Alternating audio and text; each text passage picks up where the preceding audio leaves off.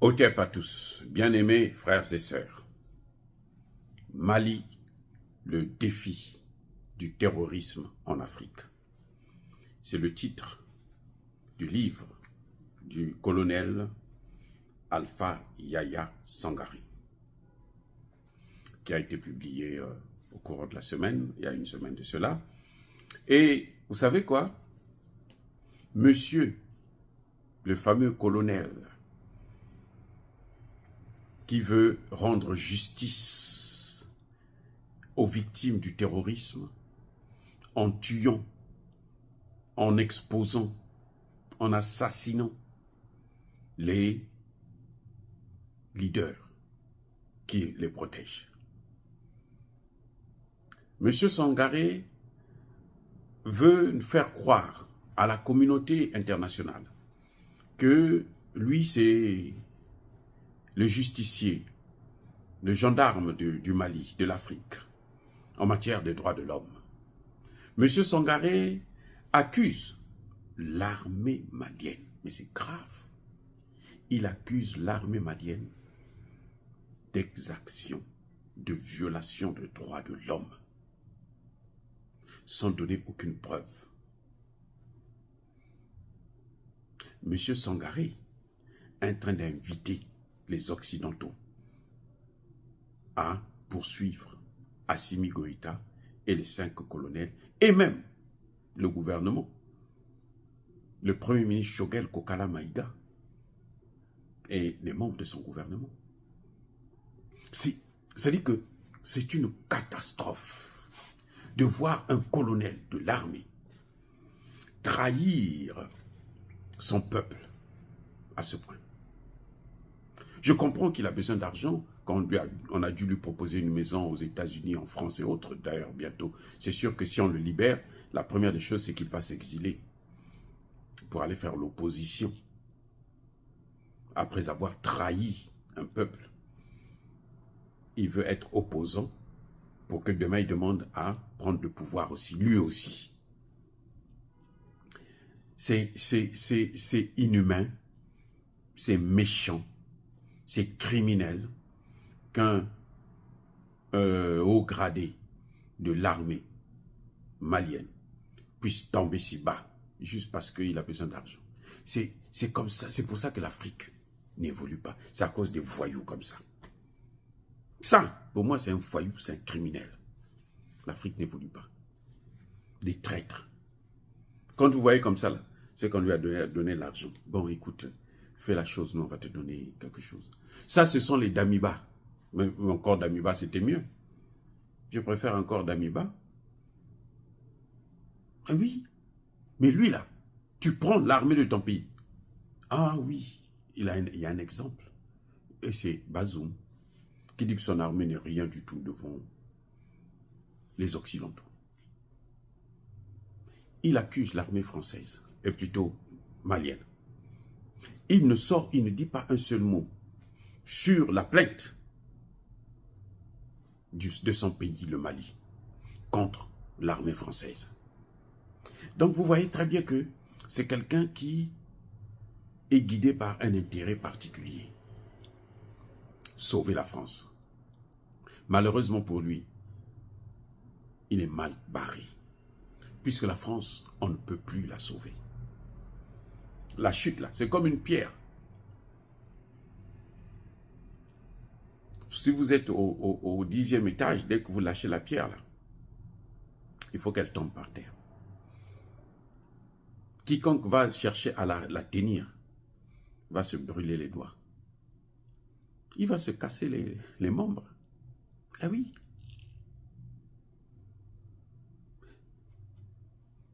La France, monsieur Sangaré, n'est plus rien. La France n'est plus cette France-là, de l'époque, qui faisait et défaisait les dirigeants en Afrique. Surtout pas dans le Sahel. La France a gouverné le Sahel. Elle a mis des gens au pouvoir. Vous voyez, le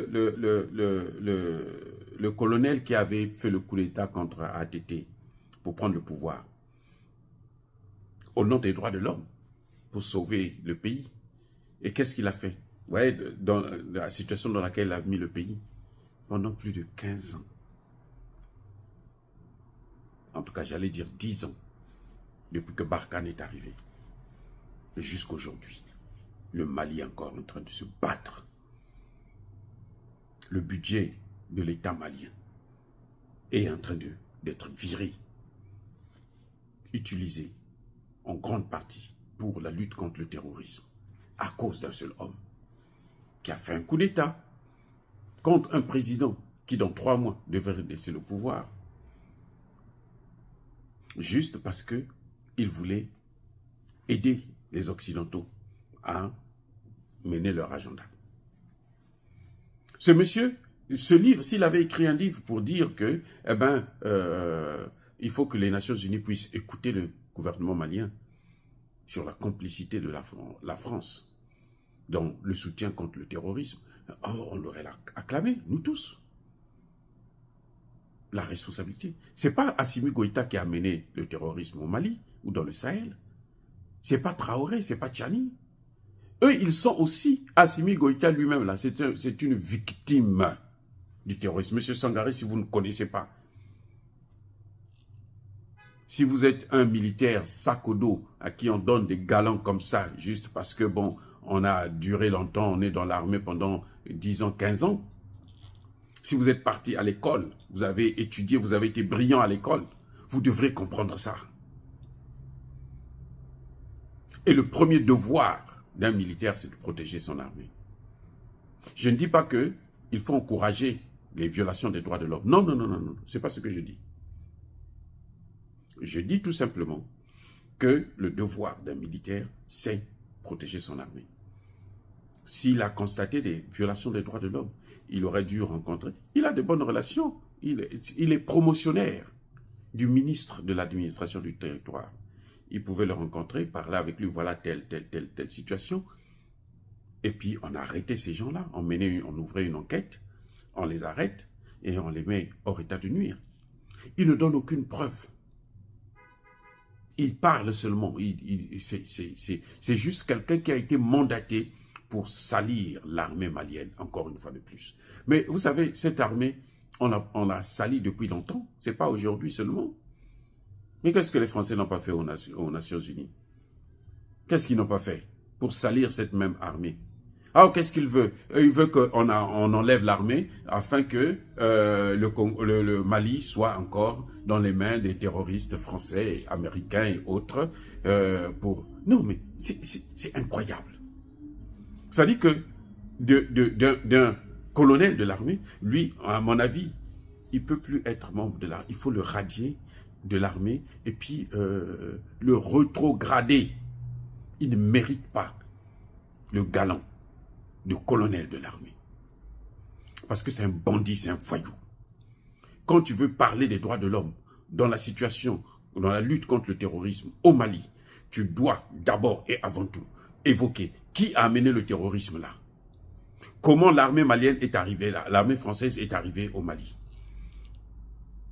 Il devrait parler des événements où l'armée française a bombardé des pauvres innocents qui célébraient un mariage. Il y a même des rapports des Nations Unies. Pourquoi il ne cite pas ça? Ce serait la première des choses qu'on devrait voir dans cet ouvrage que je ne peux même pas perdre mon temps pour lire. Eh oui, je ne peux pas perdre mon temps pour lire des choses comme ça. Parce qu'à partir du personnage, quand on lit, avant de lire un ouvrage, il faut d'abord connaître qui est le personnage. Quand vous voyez que c'est un personnage malhonnête,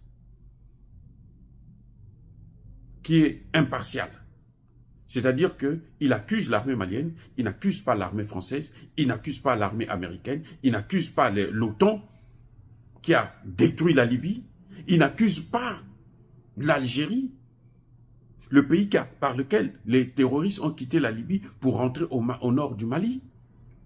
Vous croyez que ça c'est quelqu'un de sérieux? Vous croyez qu'il est crédible?